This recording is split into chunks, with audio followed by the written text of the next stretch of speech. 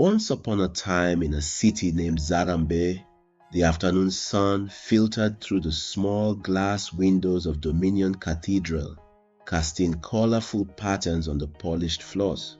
Pastor Emeka sat in Papa's old leather chair, his elbows on the mahogany desk that bore the weight of decades of ministry. The room smelled of old books and varnish, a testament to Papa's disciplined life. Papers, invoices, and letters were strewn across the desk, a glaring reminder of the mountain of responsibilities he now faced. Emeka stared at a crumpled letter from the church accountant. The numbers didn't add up, and the reality of declining tithes gnawed at him. Dominion Cathedral had been a spiritual lighthouse under Papa's leadership. People traveled from far and wide to hear his sermons, to feel the undeniable presence of God. But now, the pews were half empty on Sundays, and whispers about his inadequacy had started circulating. The pressure was crushing. Emeka's hands trembled as he reached for the photograph of Papa that stood by the desk. In the picture, Papa's smile radiated confidence, a stark contrast to the doubt clouding Emeka's mind. Why did Papa have to die so suddenly? He thought bitterly. He had spent years in the background learning the ropes but never prepared to take over so soon. Papa, the church's founder, had been a towering figure. Revered for his wisdom and compassion, he had built Dominion Cathedral into a beacon of faith over decades. But 6 months ago, he died unexpectedly of a heart attack, leaving Emeka, his protege, to inherit the pulpit. At first, the church board had been confident. "You're his chosen successor," they said. But as the weeks turned into months, attendance waned, finances dipped, and Emeka began to feel the crushing weight of the ministry. Emeka was startled when the door creaked open and Dele, his assistant, poked his head in. "Pastor, the council needs your approval on the budget cuts," he said, his voice hesitant. "Later, Dele," Emeka snapped, his voice sharper than intended. Dele hesitated. "Pastor, I know things have been challenging," Dele said, choosing his words carefully. "But Papa always reminded us that the ministry isn't about us, it's about the people. If we focus on service, everything else will follow." Emeka nodded absent-mindedly. The words stung. Emeka leaned back in his chair, staring at the high ceilings that once seemed to echo Papa's authority. Now they felt oppressive, mocking his inadequacy. He was failing at everything. His sermons lacked fire, his leadership felt hollow, and the congregation's faith in him was slipping away. As he slumped further into his chair, the weight of legacy bore down on him. He thought of Papa's booming voice, his charisma, his unwavering faith. The shoes were far too big, and the cracks in Emeka's self-esteem widened. He rubbed his temples, wishing for escape, for validation, for a sign that he was enough. A faint hum of activity echoed through Dominion Cathedral as the church staff prepared for the midweek service. Emeka made his way to the smaller prayer hall, where Elder Chike, his late father's older brother, was leading a quiet devotion with a handful of church elders. Elder Chike's presence always exuded calm authority. A lean man with a silver goatee, he sat at the head of the wooden bench, Bible open on his lap. His voice was steady, laced with wisdom that could only come from decades of serving God. As the elders wrapped up their prayer, Chike gestured for Emeka to sit beside him. "You look troubled," he said, his tone gentle but probing. Emeka sighed heavily. "The church is not like it was when Papa was here. I don't have his presence, his connection to the people.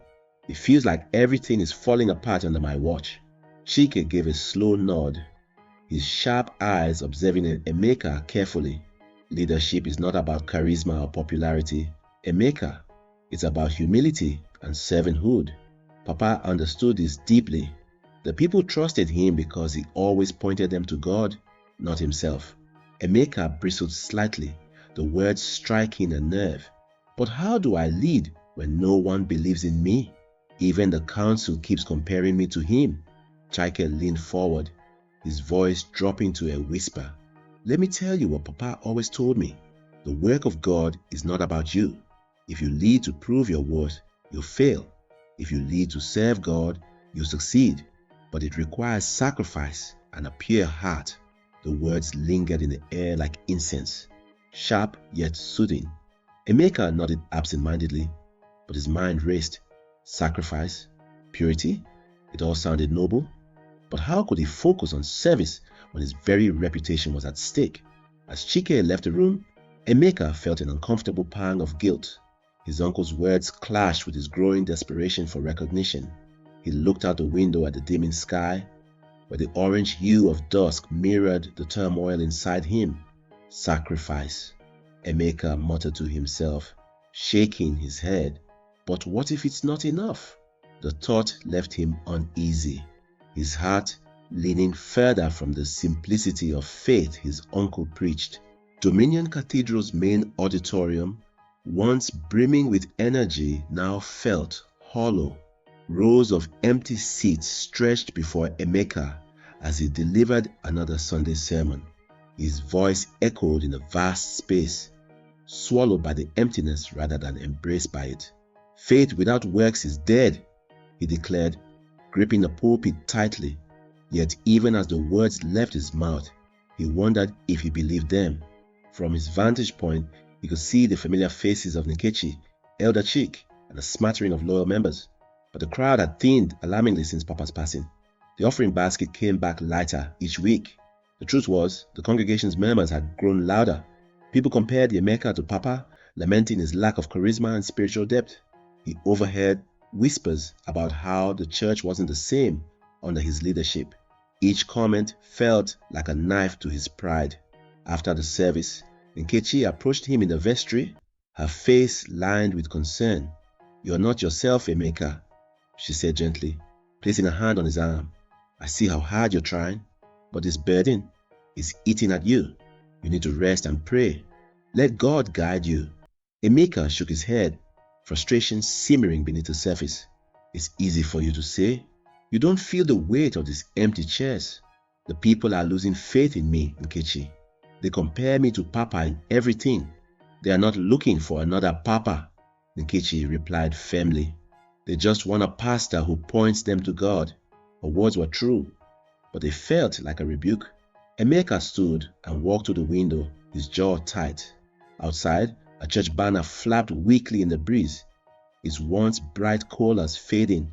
Before Nkechi could say more, Dele rushed in, holding a flyer. "Sir, you need to see this." Emeka took the flyer and frowned. It was an advertisement for Pastor Benson, a new preacher who had set up shop across town. Bold letters proclaimed, "Healing Crusade. Witness miracles you've never seen before." "That man," Dele added, lowering his voice, "his crowds are growing. Some of our members have started attending his programs." Emeka's hand tightened on the flyer. He felt a flicker of jealousy and inadequacy. Benson's rise was a glaring reminder of his own failures. Nkechi's words echoed faintly, "Let God guide you." But Emeka's heart whispered a different prayer. Why doesn't he help me now? The evening sky was painted in hues of deep orange as Emeka pulled his aging Toyota into the church parking lot. He had just come from a hastily arranged meeting with the church council. The discussion had been tense, dominated by complaints about the church's dwindling membership and financial struggles. Elder Chike's gentle rebukes had been replaced by stern reminders about his responsibilities, and his other council members had looked on with barely concealed doubt. Stepping out of the car, Emeka spotted a group of congregants chatting by the entrance. Among them was Mrs. Adebayo, a prominent member who had donated generously to Papa's ministry. She glanced at Emeka, but quickly turned back to her conversation. He overheard snippets of the discussion. Pastor Benson, so powerful, real miracles. The name stung like a whip. Emeka clenched his fists and walked briskly into the church office. The dim light from the fluorescent bulb buzzed faintly, amplifying the silence of the room. Sitting at his desk, Emeka stared at the pile of invoices, donations too small to make a dent, and another invitation for Benson's crusade that had been left on his desk. Miracles, he muttered bitterly, slamming the paper down. Is that all it takes? A few signs and wonders, and everyone forgets everything else. As he sat there, his phone buzzed with a text from Delhi. It was a link to a live stream of Pastor Benson's service. Against his better judgment, Emeka clicked it. The screen came alive with an image of Benson, draped in a dazzling white robe, speaking fervently to a packed auditorium. People were falling to the ground in waves, shouting testimonies of healing and breakthroughs. Emeka's chest tightened as he watched. Benson had the crowd in the palm of his hand, their faces alight with hope and awe. The camera panned over a woman rising from a wheelchair, the congregation erupting into cheers. Emeka slammed his laptop shut, his pulse pounding. The inadequacy he had tried to bury surged to the surface. Why can't I have that? Why is my ministry floundering while it thrives? A thought, both thrilling and dangerous, crept into his mind. There has to be a way to turn this around. But what would it cost? The following days were a whirlwind of doubt and internal conflict. Emeka paced the length of his modest office, the air thick with the musty scent of old books and unease. The financial strain had reached its peak. The accountant had hinted that salaries might not be met this month. To make matters worse, word had spread that Pastor Benson was opening another branch nearby, siphoning more of Dominion Cathedral's members. Elder Chick, sensing Emeka's turmoil, paid him a visit. The older man entered the office with his usual calm, settling into a worn chair opposite Emeka. "You've been quiet lately, my son," Chike began. "What's on your mind?" Emeka hesitated, his hands gripping the edge of the desk. "Uncle, I don't know how to lead this church anymore. People don't believe in me. They want miracles, signs, wonders. Without them, it's like I'm invisible." Chike studied him, his gaze piercing yet kind. "Leadership isn't about being visible, Emeka. It's about being faithful. Miracles may draw crowds, but they don't sustain faith. Your father knew this, and you must learn it too." The words landed heavily, but Emeka's frustration bubbled beneath the surface. "That's easy to say when you're not the one being compared to Papa or Benson," he snapped. "I'm tired of being seen as a failure." Chike leaned forward, his voice steady. "If you chase the approval of men, you'll lose sight of God's purpose. Do not let envy cloud your calling." The room fell silent after Chike's departure, but Emeka's thoughts were anything but quiet. Later that night, as the streets outside grew dark, Emeka wandered into the empty sanctuary. The moonlight filtered through the stained glass windows, casting eerie patterns on the walls. He sank into a pew, head in his hands, and whispered, "God, why have you left me here to fail?" The stillness was broken by the faint sound of footsteps. A mysterious old man stepped out of the shadows. The man was cloaked in a dark robe, his face obscured. His voice was calm, almost soothing. "I can help you, Pastor Emeka. If you truly desire the power to change your situation, I can show you the way. You inherited a great legacy, but every great man needs help." Emeka froze. He felt both fear and a dangerous flicker of hope. The mysterious old man stood under the faint glow of the sanctuary's windows, his body casting long shadows that seemed to stretch toward Emeka. Despite the old man's calm demeanor, the air felt charged with an unsettling energy. "Who are you?" Emeka asked, his voice trembling with a mix of fear and curiosity. The man stepped forward, his face still obscured by the hood of his robe. "I am a guide," he said simply, his voice smooth and steady. "I know your struggles, Pastor Emeka. I know the weight you carry, the desire for recognition, and the yearning to save what your father built. Pastor Benson will be nothing but a shadow compared to you," the old man promised. Emeka's heart raced. How could the stranger know so much about him? He felt exposed, as though his deepest thoughts had been laid bare. "What do you want from me?" Emeka asked cautiously. "I want nothing," the old man replied. "I am here to offer you what you seek: power. influence, and the recognition you deserve. But to achieve these, you must be willing to embark on a journey, a spiritual path that will test your resolve. Emeka's mind spun. Part of him was drawn to the offer, tempted by the chance to escape his struggles. But another part, the voice of reason and faith instilled by Elder Chike and Nkechi, warned him of the dangers of shortcuts. "What kind of journey?" he asked, his voice barely above a whisper. The old man smiled, a cold curve of his lips visible beneath the shadow of his hood. "You will leave this realm temporarily and enter one where the spiritual and the physical collide. There you must seek 3 items of great significance. Each will bring you closer to the power you crave, but each will demand something in return." Emeka felt a chill run through him. He thought of Elder Chike's warnings about envy and Nkechi's plea to trust God. Yet the image of Pastor Benson's thriving congregation loomed in his mind. "Will it save my church?" he asked. The figure nodded. "And more. But you must choose now. This is not a decision to take lightly." Emeka hesitated, his breath catching in his throat. Finally, he stood and squared his shoulders. "I'll do it," he said, his voice firm despite the trembling in his hands. The figure's smile widened. "Then follow me." The air shimmered and warped around Pastor Emeka as the old man led him through the sanctuary's front doors. But when Pastor Emeka stepped outside, the familiar streets of Zarambe had disappeared. In their place stretched a glowing forest. It seems like many people were heading in that direction, but he could not tell if they were dead or alive. "Where are we?" Pastor Emeka asked, his voice trembling as he looked around. "This is the threshold," the old man replied. "The space between worlds. From here, you will travel to 3 realms, each housing a token of power. These tokens will give you what you need to restore your church." Pastor Emeka's unease deepened as he caught sight of strange creatures slithering in the distance, their forms indistinct yet menacing. Despite his fear, the thought of his empty pews and dwindling influence spurred him forward. The old man gestured toward a narrow path that seemed to wind endlessly through the shimmering forest. "Your first task lies in the realm of deception," the old man said. "There, you will find the orb of influence, a tool that will draw people to you. But beware, this realm will test your ability to see beyond appearances."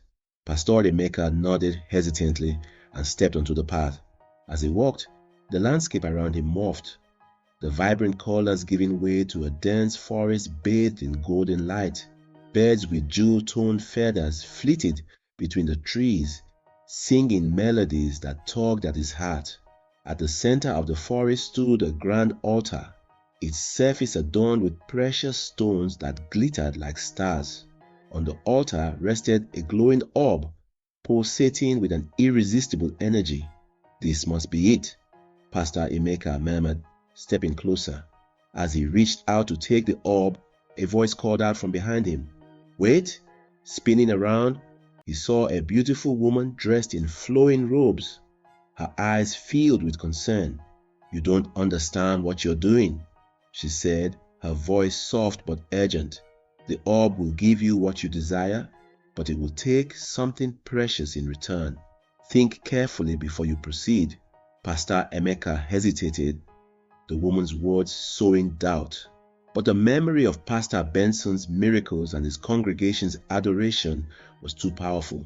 "I've made my choice," he said, grasping the orb. As he did, a searing pain shot through his chest. The woman's form dissolved into laughter, her kind face replaced by a demonic grin. "You've passed the first trial," the voice echoed. "But at what cost?" The forest around Pastor Emeka dissolved as the orb's energy coursed through him. He found himself back in the shimmering threshold, the orb clutched in his trembling hands, its glow poised in sync with his heartbeat, filling him with a mix of exhilaration and dread. For the first time, he felt the allure of true power. But something was missing. His thoughts drifted to Elder Chike's words. "True leadership is not control, but service." The orb's energy felt like control, strong, intoxicating but hollow. He shook his head, pushing the doubts away. He couldn't afford weakness now. The old man reappeared, his form materializing from the swirling mist. "Well done," he said, his tone colder than before. "The first token is yours, but there are 2 more trials ahead. You are not yet worthy of what you seek." Pastor Emeka nodded, unwilling to admit the fear gnawing at him. "What's next?" "The realm of reflection," the old man replied, gesturing toward a gleaming river that stretched into the horizon. "There you will find a mirror of affirmation. It will grant you the respect and recognition you crave. But tread carefully. This realm will force you to confront the truth about yourself." Pastor Emeka stepped forward, the threshold fading into a dazzling expanse of water. The river sparkled like liquid diamonds, but its surface was unnaturally still, reflecting a flawless image of the sky. He moved cautiously toward the water's edge, where a golden mirror floated above the surface, radiating a soft, enticing light. As he reached for the mirror, the water beneath him rippled and his reflection morphed. Instead of his own face, he saw his late father staring back at him. Papa's eyes were piercing, his expression a blend of disappointment and sorrow. "Is this how you honor my legacy?" the reflection asked, its voice heavy with accusation. Pastor Emeka recoiled, his chest tightening. "I've done my best," he stammered. "I'm trying to save the church." The reflection sneered. "Save it? Or serve yourself? Your greed and jealousy have blinded you, Pastor Emeka. You want power, not purpose." Tears stung Pastor Emeka's eyes as guilt surged through him. But then he remembered Pastor Benson, his full pews and adoring congregation.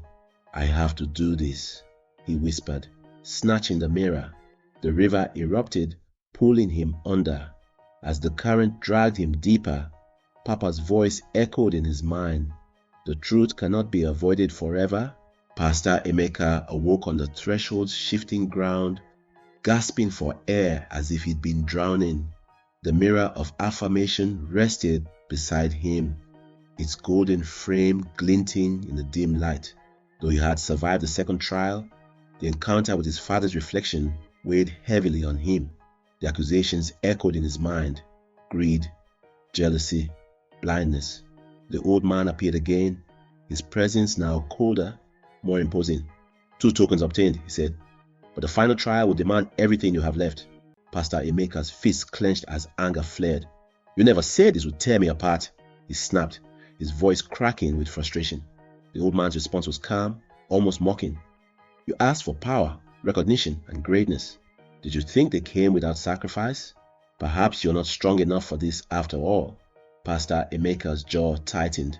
The taunt stung, but he couldn't back out now. He thought of the empty pews, the dwindling tides, and Pastor Benson's smug face. "Tell me what's next?" he demanded. The old man gestured toward the shadowy path that twisted into darkness. "The final trial awaits in the realm of desire. There you will find the crown of authority. It will cement your position as a leader of unparalleled influence. But be warned, the crown reveals your deepest hunger, and you must decide whether you can bear its weight." Without hesitation, Pastor Emeka trudged down the path. The surroundings grew darker, the air heavier as he entered the realm of desire. A massive throne stood at the center of a cavernous hall illuminated by flickering torches. On the throne rested a crown studded with blood-red jewels that seemed to pulse with life. As Pastor Emeka approached, the ground beneath him shifted. Figures emerged from the shadows, their faces familiar. His congregation, Elder Chike, even Tinkechi, they stared at him with expressions of accusation and sorrow. "Why do you crave this crown?" a voice boomed, filling the hall. It seemed to come from the crown itself, resonating deep within Pastor Emeka. "I want to lead," Pastor Emeka said, though his voice wavered. "No," the voice countered. "You want to control, you want to dominate. Do you truly believe this will fill the void within you?" Pastor Emeka froze, his mind reeling. He had fought so hard to reach this moment, But now he faced the terrifying possibility that his ambitions were nothing more than illusions. Pastor Emeka stared at the crown, his pulsating jewels reflecting his face in a distorted, grotesque manner. The old man surrounding him, his congregation, Elder Chike, Nkechi, grew louder, their whispers intertwining into a cacophony of condemnation.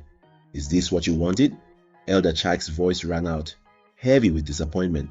"To sacrifice your integrity for fleeting power?" Nkechi stepped forward, her expression soft but sorrowful. "I believed in you, Emeka, but all you've shown me is how far you'll go to save yourself." The accusations cut deeper than he expected, each word unraveling his carefully constructed defenses. He thought of his late father, of the legacy he was supposed to uphold. Yet standing here, he felt like nothing more than an imposter draped in ambition. "I didn't mean for it to be this way," he whispered, his voice cracking under the weight of their stares. The voice from the crown boomed again, silencing the crowd. "Then why are you here? You desired recognition, yet you spurned the sacrifices required to earn it."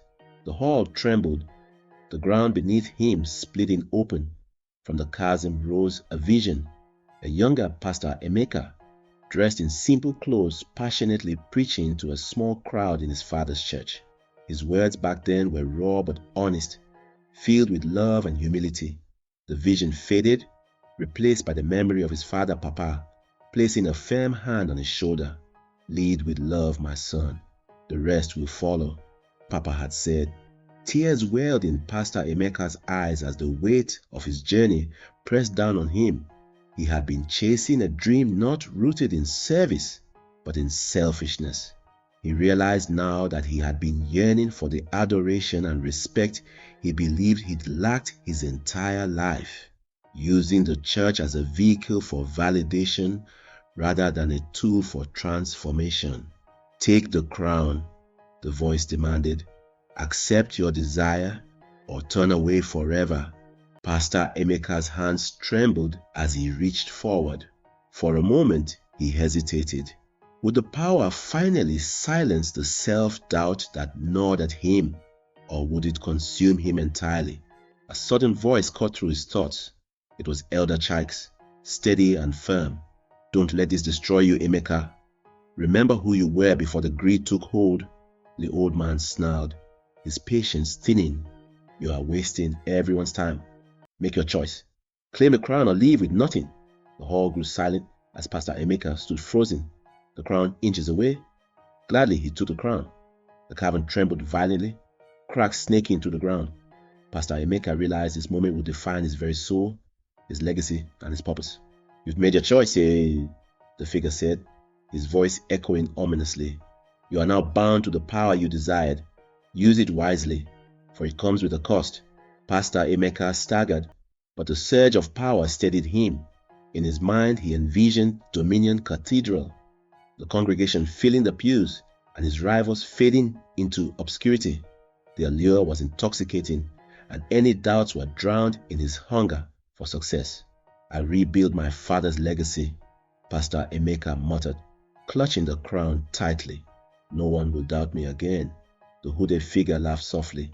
"Indeed, but remember, the power you wield is not entirely your own. It demands something in return. You will discover this soon enough." Before Pastor Emeka could question the cryptic warning, the figure vanished and the world dissolved around him. Emeka returned to Dominion Cathedral, power in him. The next Sunday service was unlike any other.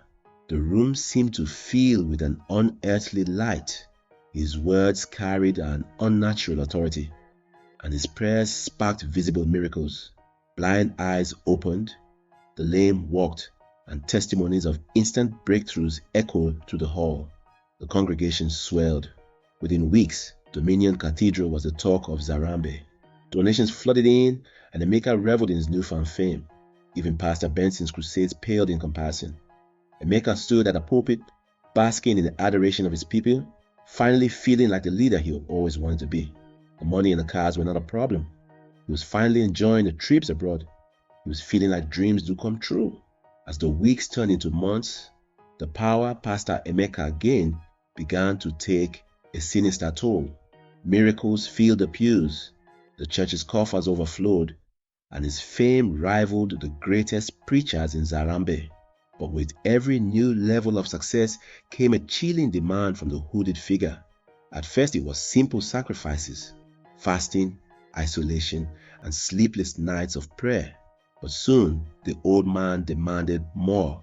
First, it was his relationships. Nkechi grew distant, sensing the darkness surrounding her husband. Then it was his faith. The old man demanded absolute devotion to the power rather than God.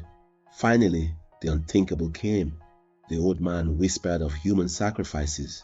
At first it was symbolic, banishing loyal elders like Chike for questioning him, casting out members who doubted his miracles.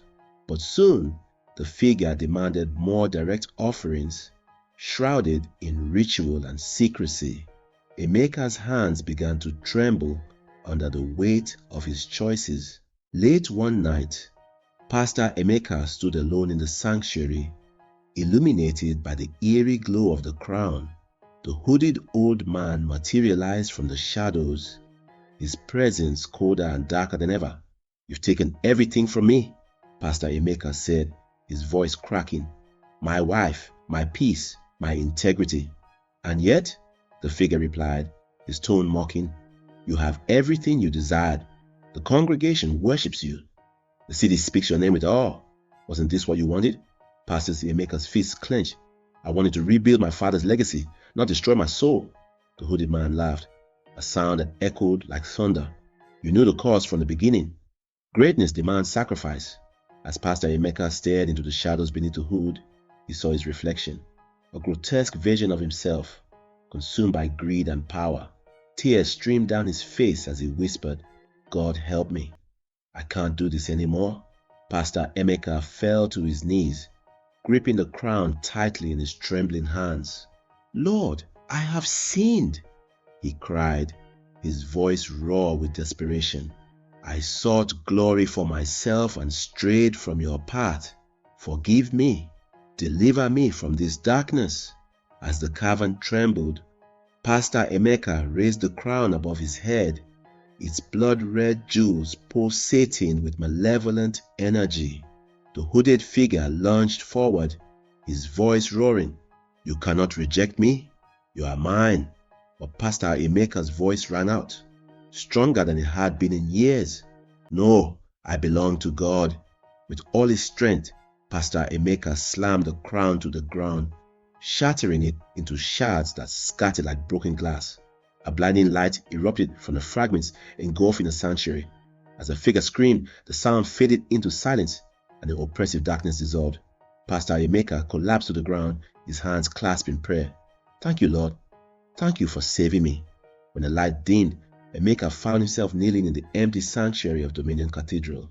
The pews were bare, the lights dim, but for the first time, Emeka felt a strange peace settle over him. His heart was lighter, his soul unburdened.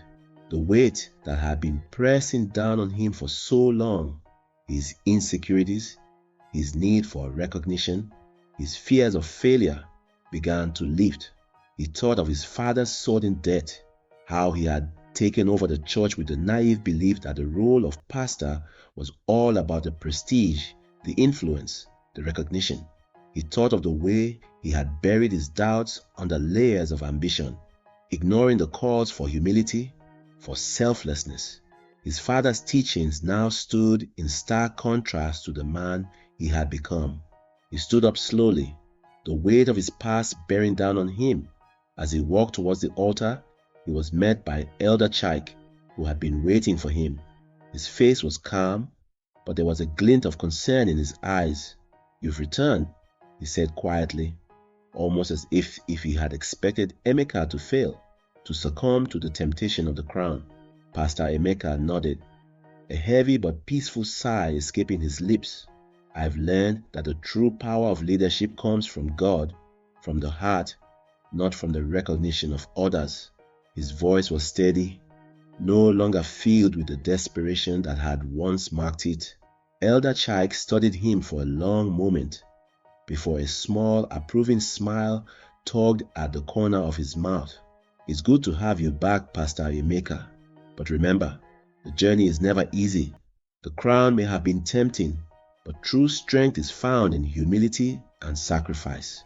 You will face challenges ahead, but now you walk in the right direction. Pastor Emeka's heart swelled with gratitude. I'm ready, he said, looking at the empty pews, imagining them filled with the people he would serve. And I'll lead with love, with humility, and whatever comes next, I'll face it with faith. For the first time, he realized that the true weight of leadership wasn't in the crown, the recognition, or the accolades. It was in the quiet moments of integrity, in the sacrifices that others would never see, and in the trust of those who followed him not for his power, but for his example. Now Pastor Emeka realized that he had finally understood the lessons his father had tried to teach him all those years ago. Leadership wasn't about power or prestige. It was about service, love, and trust. The crown he had once coveted was no longer necessary. His true worth was in the way he would lead and the legacy of faith he would leave behind.